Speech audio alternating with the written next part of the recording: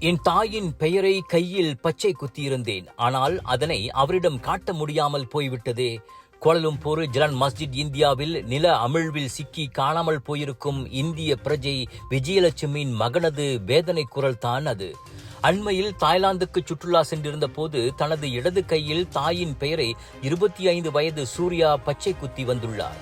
தனக்கு எல்லாமே தாய்தான் என்றும் எது செய்தாலும் அது அவருக்காகத்தான் என்றும் கூறிய சூர்யா பச்சை குத்தியிருப்பதன் மூலம் அவர் மீது வைத்துள்ள பாசத்தை காட்ட வாய்ப்பில்லாமல் போனது குறித்து கண் கலங்கினார். சம்பவ இடத்தில் தேடல் மீட்பு பணிகள் நேற்று 5வது நாளை எட்டிய நிலையில் அவர் பிர்னாமாவிடம் பேசினார். சம்பவத்தன்று அதிகாலை 1:30 மணிக்கு சூர்யா கடைசியாக விஜயலட்சுமியிடம் பேசியுள்ளார்.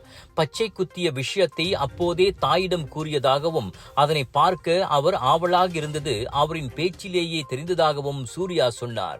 5 நாட்கள் கடந்துவிட்டன. நிதர்சனத்தை நாங்கள் ஏற்றுக்கொண்டு விட்டோம். என் தாய் துன்பப்படக்கூடாது. அவரின் உடல் கிடைத்தாலே போதும். சொந்த ஊரான ஆந்திராவின் குப்பத்தில் அடக்கம் செய்வோம் என சூர்யா கூறியது நெஞ்சை கலங்க வைத்தது. விஜயலட்சுமியின் நிலை குறித்து தெரிந்து கொள்வதற்காக சூர்யா, அவரின் தந்தை மற்றும் உறவினர்கள் அங்கேயே நம்பிக்கையுடன் காத்திருக்கின்றனர்.